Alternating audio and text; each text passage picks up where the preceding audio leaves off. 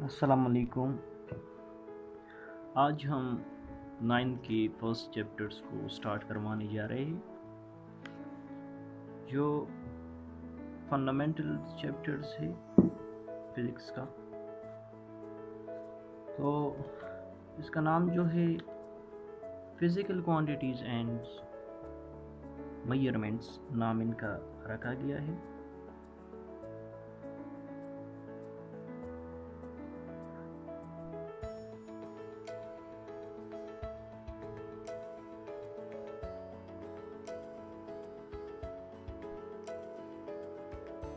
Quantities and measurements.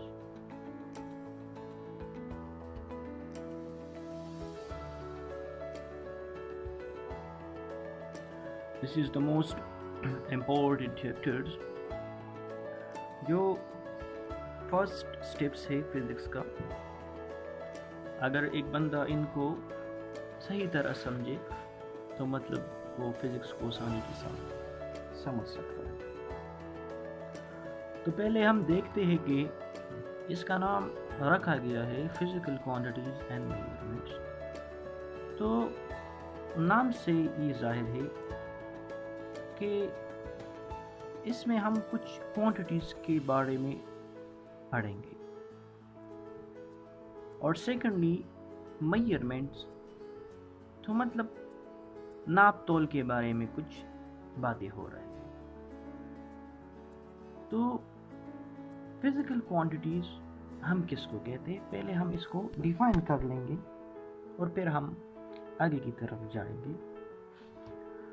तो अगर हम डिफिनीशन, इसकी बेसिक डिफिनीशन को देखें तो दूस क्वांटिटी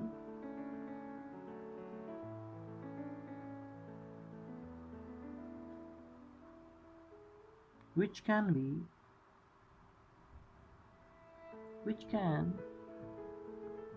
measure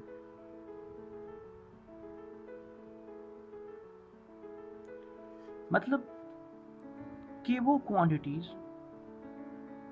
या वो चीज़ें जिसको हम मेजर कर सकते हैं। मेजर का मतलब है कि नाप करना, तोलना, तो उसको हम कहते हैं फिजिकल क्वांटिटी। फॉर एग्जांपल हम अगर देखें मास को, अगर हम देखें सिंपली मास, या अगर हम देखें लेंथ को देखें, या टाइम को देखें, तो हम कहते हैं कि अगर लेट्स सपोज ये मेरे पास एक थैली है जिसके अंदर कुछ सब्सटेंस है, तो हम कहते हैं कि ये है 1 kg, या हम कहते हैं ये है 2 kg, या हम कहते हैं 0.5 kg। तो मास क्या हुआ, ये हमारे पास physical quantity. Why? Because we can measure it, हम इसको नाप सकते हैं, तोल सकते हैं।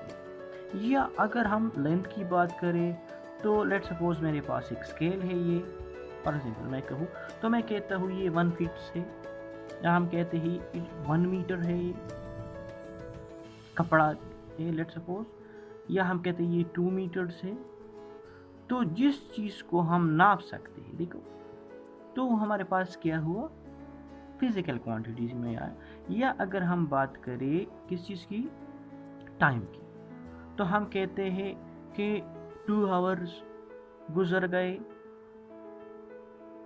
3 आवर्स एंड सो ऑन। तो टाइम्स हमारे पास क्या हुआ, फिजिकल क्वांटिटीज हुआ। तो those quantity which we can measure, we call them physical quantities. Secondly, हमारे पास बात आते हैं मेजरमेंट्स की।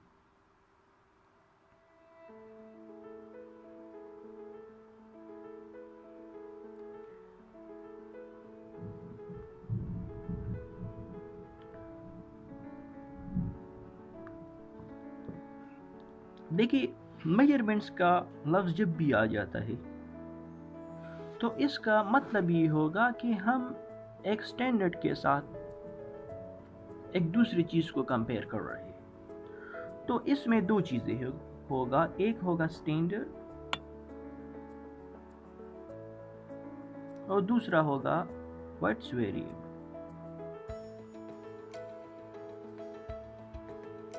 एक हुआ स्टैंडर्ड, दूसरा हुआ वेरिएबल, जिसके साथ लेट सपोज मैं ले लूँ कि मेरे पास एक हम कह सकते हैं कि मेरे पास एक स्टोन है, लेट सपोज अननोन स्टोन है जिसके बारे में मुझे पता नहीं है, और दूसरा मेरे पास है 2 kg जो मेरे पास स्टैंडर्ड से। तो अगर मैं इसकी वेट्स को देखना चाहता हूँ कि ये कितना है, तो मैं इनके साथ ये नापूंगा, तोलूंगा कि ये कितना है।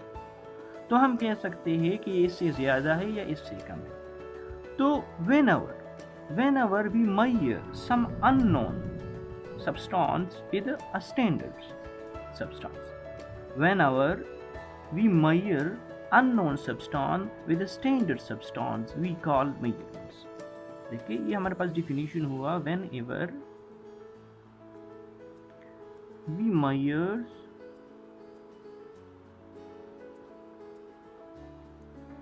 some unknown substance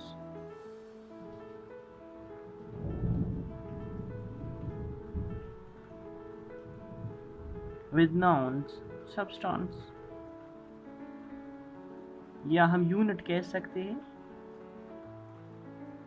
या हम कह सकते हैं कि स्टैंडर्ड यूनिट। तो हम इसको क्या कहते हैं, मेजरमेंट्स। तो मतलब ये हुआ कि फर्स्ट चैप्टर्स हमारे पास कौन चीज़ों के बारे में है कि एक हम क्या करेंगे कि फिजिकल क्वांटिटीज होंगे, दूसरा हम उनको मेजर्स करेंगे। मेजर किसके साथ करेंगे कि हमारे पास एक स्टैंडर्ड्स होगा, उनके साथ हम क्या करेंगे, कंपेयर करेंगे। तो ये चैप्टर्स हमारे पास फर्स्ट चैप्टर जो है इसमें बेसिक्स हमारे पास ब्रांचेस है और डिराइव क्वांटिटीज़ है, कुछ क्वांटिटीज़ होंगे, फिजिकल क्वांटिटीज़ होंगे, उसको हम फर्स्ट डिस्कस करेंगे। तो लेट बी स्टार्ट। तो फर्स्ट हम ब्रांचेस, देन हम फिजिकल क्वांटिटीज़ को,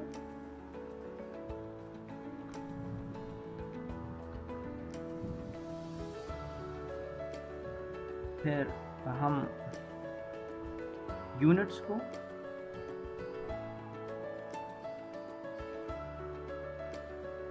ये हमारे आज के लेक्चर्स का मेन पॉइंट्स होंगे और इसको हम डिस्कस करेंगे।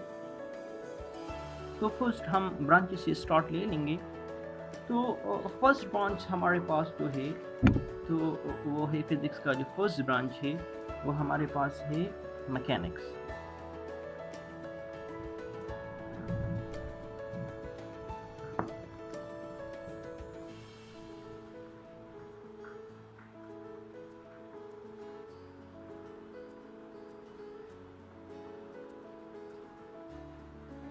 तो मैकेनिक्स देखिए नाम से ये हमें कुछ इंफॉर्मेशंस दे रहा है कि मोशंस के बारे में कुछ पढ़ रहा है। तो अगर हम एक चीज़, एक ऑब्जेक्ट्स के बारे में, मोशंस के बारे में हम स्टडीज़ करते हैं तो we study them in a mechanics.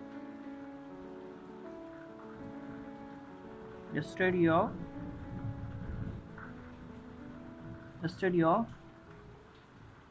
motions of objects are called mechanics. For example,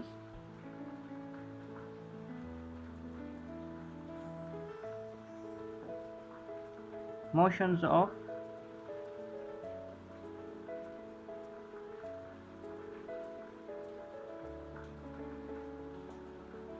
around the sun,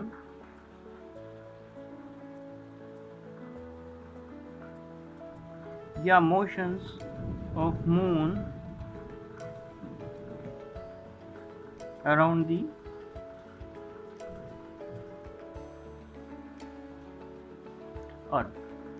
etcetera etcetera. तो जब भी हम इस तरह डिस्कस करेंगे तो we study them in mechanics. तो फर्स्ट हमने क्या पढ़ा, फिजिकल क्वांटिटीज, फिर मेजरमेंट्स के बारे में कुछ पढ़ा, फिर हम आए ब्रांचेस की तरफ और उसमें हमने मैकेनिक्स को पढ़ लिया। फिर हमारे पास मैकेनिक्स में कुछ ब्रांचेस है, एक है काइनेमेटिक्स और दूसरा है डायनामिक्स, लेकिन उसको हम फिर अपने चैप्टर्स आएंगे हम उसमें पढ़ेंगे। तो मैकेनिक्स में हम क्या पढ़ते हैं कि अगर एक ऑब्जेक्ट से, लेट्स सपोज ये आपके पास एक ऑब्जेक्ट हुआ और ये मोशंस कर रहा है, यहाँ पर ये, तो अगर ये इस तरह मोशंस कर रहा है स्ट्रेट लाइंस में, या ये कुछ इस तरह घूम रहा है, सही है, या कुछ वाइब्रेशंस कर रहा है, यहाँ पर आया, फिर यहाँ से यू आया, फिर यू गया, तो मतलब जो भी हो, लेकिन जब मोशंस कर रहा हो तो हम उसको स्टडी करेंगे मैकेनिक्स में, हम स्टडी करेंगे उसको मैकेनिक्स में। सेकंड्स हमारे पास है हीट।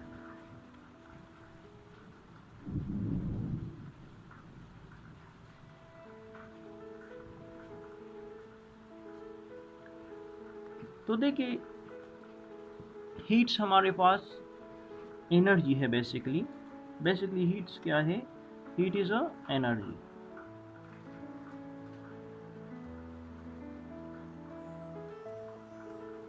हीट क्या है, एनर्जी।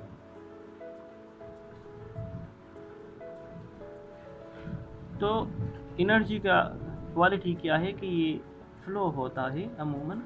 तो heat is a form of energy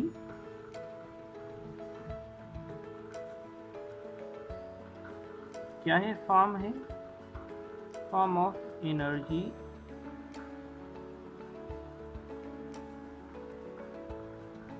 which flow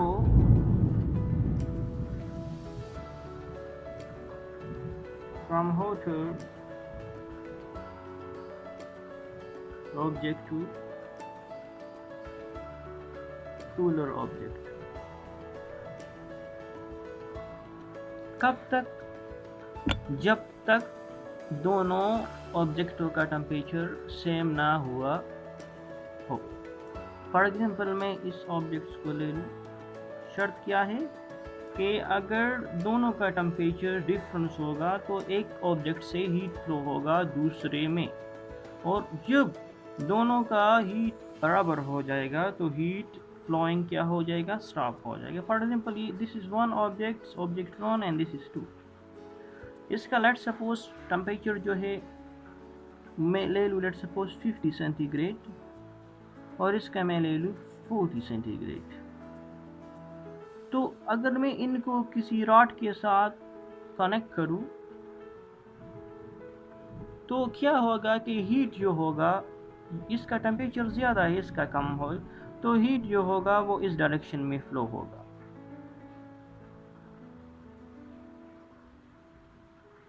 in these directions। तो after some time, let's say at zero, at t is equal to 0 seconds, at t is equal to 0 second, इसका ये difference था। तो अगर after some time में इसको देखूँ,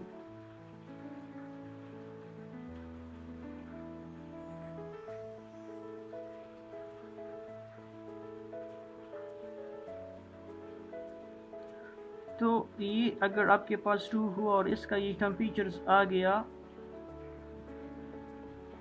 45 तक,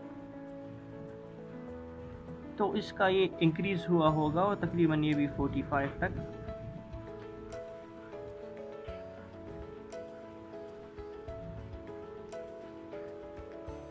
सिमिलरली, तो जब इन दोनों का टेम्परेचर सेम हो गया तो अब नो हीट फ्लो होगा, नो फ्लो ऑफ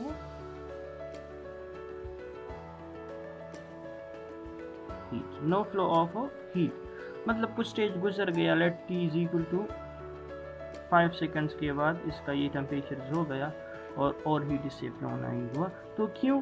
क्योंकि हमने डिफिनीशंस में पढ़ा कि हीट तब फ्लो होगा जब दोनों ऑब्जेक्ट्स के दरमियान क्या हो, एनर्जी का फर्क हो। thirdly हमारे पास है लाइट,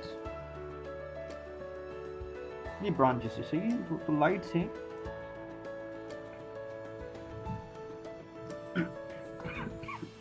सॉरी। तो इस ब्रांच में हम क्या पढ़ते हैं कि प्रॉपर्टीज ऑफ लाइट्स हम पढ़ते हैं ज़्यादातर, इसको हम ऑप्टिक्स भी कहते हैं। तो इसमें हम क्या करते हैं कि प्रॉपर्टीज ऑफ क्या करते हैं, लाइट पढ़ते हैं, स्टडी ऑफ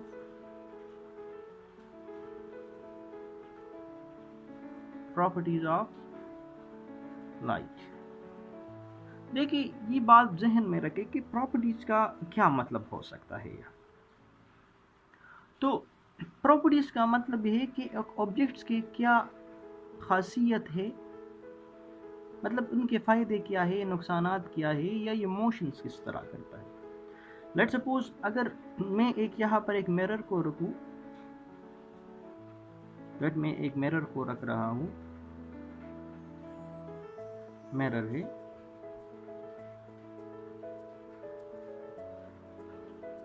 और इस पर मैं लाइट को स्ट्राइक कर रहा हूँ। ये मेरे पास एक लाइट का सोर्स हुआ, इससे लाइट जा रहा है इसमें, तो क्या होगा कि ये लाइट वापस की तरफ चला जाएगा, यहाँ यू आ जाएगा, या हो सके यू आ जाएगा, या हो सके ये बिल्कुल स्ट्रेट आ जाता है। तो जब हम इस लाइट्स के बारे में कि ये लाइट क्यों स्ट्रेट वापस आता है, क्यों इस तरफ जाता है या इस तरफ आता है, तो whenever we study such situations, तो हम उसको कौन से ब्रांच में पढ़ेंगे, लाइट में। लाइट ब्रांच जो है फिजिक्स का, उसमें हम पढ़ेंगे।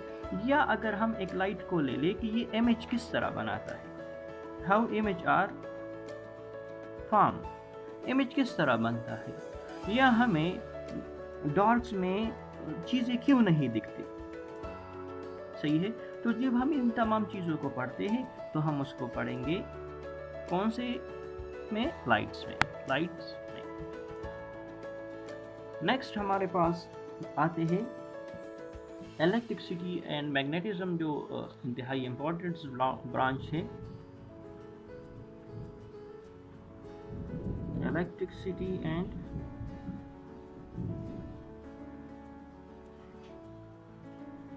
मैग्नेटिज्म्स।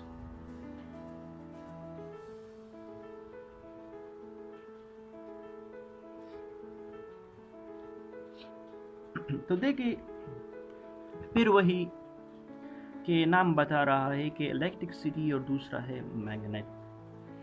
तो इलेक्ट्रिसिटी मतलब क्या हुआ कि कुछ करंट्स के बारे में हम पढ़ रहे हैं इसमें।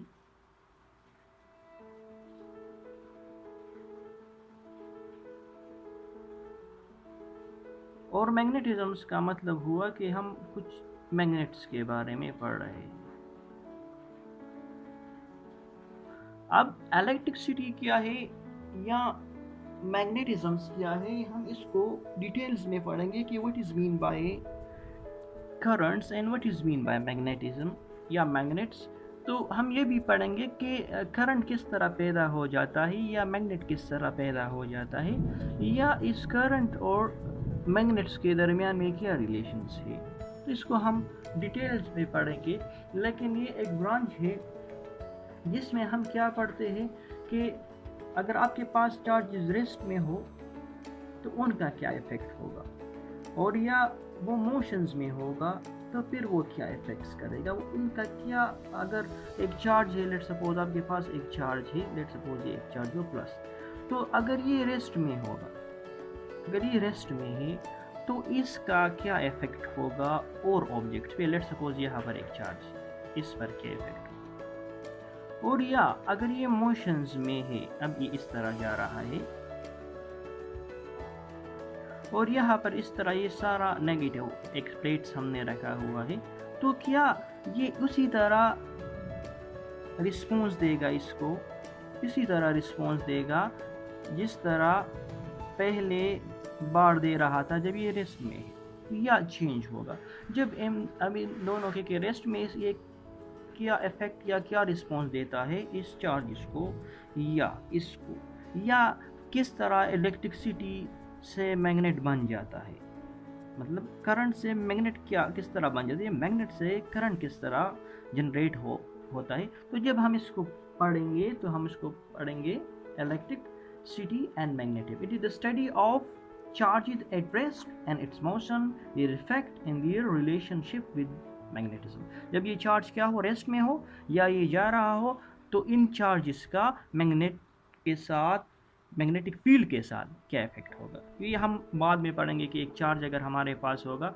तो वो हमारे पास इलेक्ट्रिक फील्ड जनरेट करेगा, और अगर हमारे पास जब ये मोशंस में होगा तो फिर हमारे पास ये मैग्नेटिक फील्ड को जनरेट करेगा। आगे हम इसको इंशाल्लाह पढ़ेंगे। फिर इसके बाद है एटॉमिक फिजिक्स। क्या है हमारे पास? Atomic physics.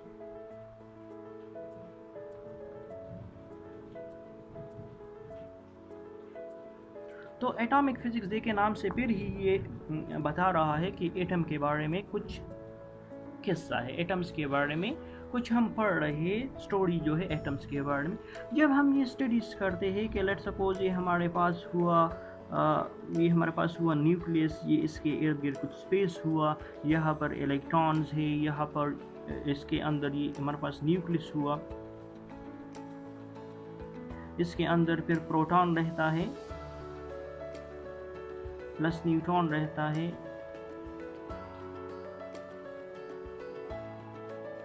और ये इलेक्ट्रॉन जो है ये बाहर इसके इर्द गिर्द घूम रहा है, इस पर नेगेटिव चार्ज है। तो जब हम इस तरह बातों को स्टडीज़ करते हैं तो हम पढ़ते हैं इसको फिज़िक्स में कि ये किस तरह बना हुआ है, कि इसका ये शेप किस तरह है, ये किस तरह इसके अंदर इलेक्ट्रॉन्स घूम रहा है। तो जब हम इस तरह बातों को स्टडीज़ करते हैं तो हम इसको स्टडीज़ करते हैं, है ना, atomic physics. It is the study of structure and properties of atom, the study of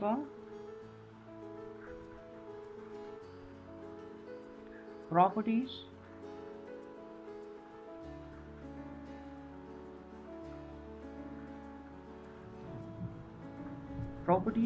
a study of properties and structures of atom। structures का मतलब ये है कि ये किस तरह बना हुआ है, प्रॉपर्टीज़ का मैंने पहले ही बताया कि ये बिहेव किस तरह करेगा, हाउ इट्स बिहेव, क्या अमल करेगा अगर इसके करीब हम इलेक्ट्रिक फील्ड को ले आए, मैग्नेटिक फील्ड को ले आए, या इस पर लाइट वो स्पार्क करे, या इसके साथ मोस्ट जो भी इसके साथ कुछ प्रोसेस करे जिसकी वजह से ये अपने आप को चेंज करता है, तो किस तरह करते हैं। तो ये सब आ जाते हैं इसकी प्रॉपर्टीज़ के अंदर। फिर इंट्रिंसिक प्रॉपर्टीज़ और एक्सट्रिंसिक प्रॉपर्टीज़ वो अलग से, लेकिन इतना आप जहन में रखें कि प्रॉपर्टीज़ का मतलब है कि इनका बिहेव, सिंपली बात ये है कि बिहेव क्या है। स्ट्रक्चर्स का मतलब है कि किस तरह बना हुआ है। तो हमने बताया कि प्रोटॉन्स अंदर है, न्यूट्रॉन्स भी अंदर रह रहा है, इलेक्ट्रॉन बाहर रिवॉल्वेंस करता है, वगैरह वगैरह। फिर है न्यूक्लियर फिजिक्स, जो मोस्ट इम्पोर्टेंट सो इंटरेस्टिंग से। तो न्यूक्लियर फिजिक्स में हम पढ़ते हैं किस चीज़ के बाद फिर वही बात आ जाती है कि नाम शो कर रहा है। तो यहाँ पर अगर मैंने बताया कि ये न्यूक्लियस है आपके पास, ये देखिए ये हमारे पास है न्यूक्लियस, इसको हम कहते हैं न्यूक्लियस। इसके अंदर प्रोटॉन रह रहे हैं और न्यूट्रॉन रह रहे हैं। तो जब हम ये बात करते हैं कि ये प्रोटॉन्स न्यूक्लियस के अंदर किस तरह रह रहे हैं, how this proton live inside the nucleus, या how neutron live inside the nucleus, या why neutron live inside the nucleus, या प्रोटॉन सारों पर पॉजिटिव चार्जेस है, इलेक्ट्रॉन्स पर नेगेटिव है, न्यूट्रॉन पर नो चार्ज है, तो क्यों, या ये प्रोटॉन सारे पॉजिटिव है। और हमें पता है कि जब आपके पास एक पॉजिटिव चार्ज हो और दूसरा पॉजिटिव चार्ज हो तो ये एक दूसरे को रिपेल करता है। पहले लेक्चर में मैंने बताया था कि ये एक दूसरे को रिपेल करते हैं। तो same charges always repel each other.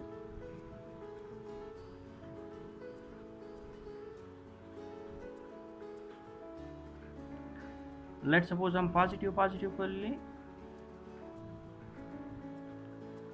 या नेगेटिव को ले लें, तो ये रिपेल करेगा। और ऑल पे डिफरेंट चार्जेस जो होंगे लेट्स सपोज ये हो, तो एक दूसरे को क्या करेगा, अट्रैक्ट करेगा। ये कानून है, लॉ है, क्या है हमारे पास कि जब सेम चार्जेस हो गए, सेम नेचर्स के चार्जेस हो गए, लेट्स सपोज पॉजिटिव हो गए, तो ये एक दूसरे को रिपेल करेगा। या ये नेगेटिव है तो फिर भी एक दूसरे को रिपेल करेगा। पॉजिटिव नेगेटिव तो एक दूसरे को अट्रैक्ट करेगा।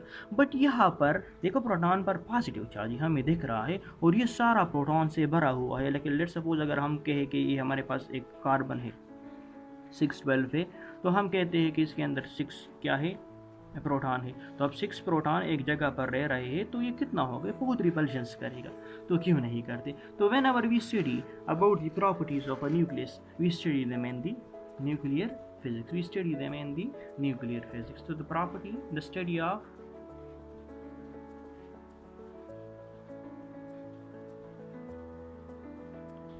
प्रॉपर्टीज ऑफ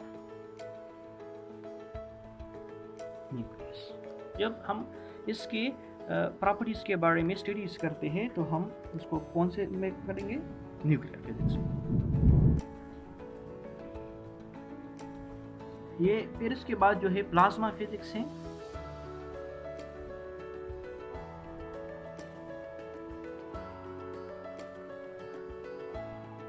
पहले ये ज़रा समझे कि what is mean by plasma. देखिए, इसको हम फोर्थ स्टेट ऑफ मैटर भी कहते हैं। अगर पेपर में कि फोर्थ स्टेट ऑफ मैटर, तो आप लिख सकते हैं।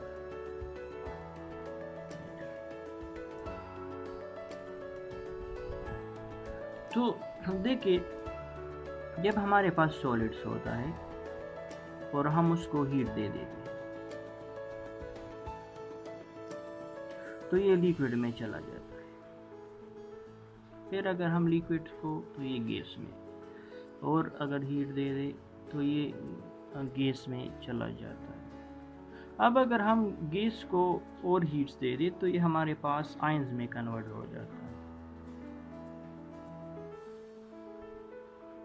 आयंस मतलब कि पॉजिटिव एंड नेगेटिव चार्जेस होंगे सारे, तो इसको फिर हम कहते हैं प्लाज्मा। तो जब हम इसके बारे में स्टडीज़ करते हैं कि how this plasma are generate, कितना हीट इसको दरकार है कि एक गैस से आयंस में चला जाता है, तो जब हम इस तरह प्रॉपर्टीज़ के बारे में इनके पढ़ते हैं कि ये लाइट्स मतलब कि आपके पास क्या इलेक्ट्रिसिटी को पास करने देगा या नहीं देगा, या एनर्जी ये ट्रांसफ़र कर सकता है या नहीं कर सकता, तो जब हम इस तरह बात करते हैं तो हम उसको पढ़ेंगे प्लाज्मा फिजिक्स में। तो it is the study of production of property of ionic state of matter, के मतलब हाउ सिंपली हम कह सकते हैं कि the production of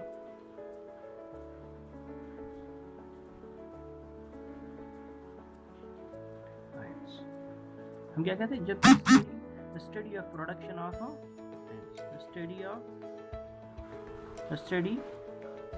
of production of ions या प्लाज्मा की किस तरह ये पैदा होता है। उसके बाद है जियोफिजिक्स।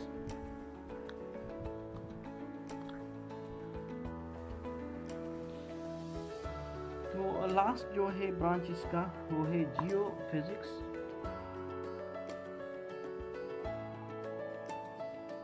तो जब हम जियो का मतलब ही होता है अर्थ, तो जब हम अर्थ के बारे में स्टडीज़ करते हैं कि मतलब अर्थ के अंदर क्या है, हमारे पास कौन सी जगह सख्त होगा, कौन सा नरम होगा, या ऑयल्स कौन सी प्लेस पर है, या ये कुछ जगह माउंटेन्स क्यों है और कुछ जगह आपके पास कुछ जगहों पर आपके पास सीज है, तो ये क्यों है। तो जब हम इस तरह बातों को करते हैं तो हम उसको पढ़ेंगे जियोफिजिक्स में, या अर्थ के कितने स्ट्रक्चर्स हैं, मतलब इनसाइट क्या है इसके। तो the study of internal structure of earth, के अर्थ के अंदर क्या क्या हो सकते हैं, तो हम उसको पढ़ेंगे जियोफिजिक्स में। Thank you for listening and watching. तो इसके बाद इंशाल्लाह इन नेक्स्ट लेक्चर्स हम डिराइव और फिजिकल क्वांटिटीज़ के बारे में पढ़ेंगे। और जो ये इम्पोर्टेंस है तो हम उसको कर लेंगे। फिर कुछ यूनिट्स के बारे में थोड़ा बहुत पढ़ेंगे कि यूनिट्स किस तरह आए और ये हम क्यों इसको यूज़ करते हैं, ये इसकी ज़रूरत क्यों आई। और जो कुछ प्रीफिक्सेस है तो इसको हम ब्रीफली पढ़ेंगे क्योंकि हमारे पास मोस्ट इम्पोर्टेंस है, लेकिन ये मोस्टली जो है प्रैक्टिकल के साथ ताल्लुक़ रखता है। तो मैं कोशिश करूँगा कि इसको हम प्रैक्टिकली करें। अगर अब ना हो सके तो इंशाल्लाह हम लास्ट में करेंगे और फिर हम जाएंगे न्यू चैप्टर्स की तरफ। जो हमारे पास नेक्स्ट चैप्टर्स है जो इम्पोर्टेंस है कैनमेटिक्स, और मैंने ही बताया कि फर्स्टली कि फर्स्ट लेक्चर में मैंने बताए थे कि मोशंस के बारे में हम पढ़ेंगे जो इंतहाई इम्पोर्टेंस है और फिज़िक्स के साथ बहुत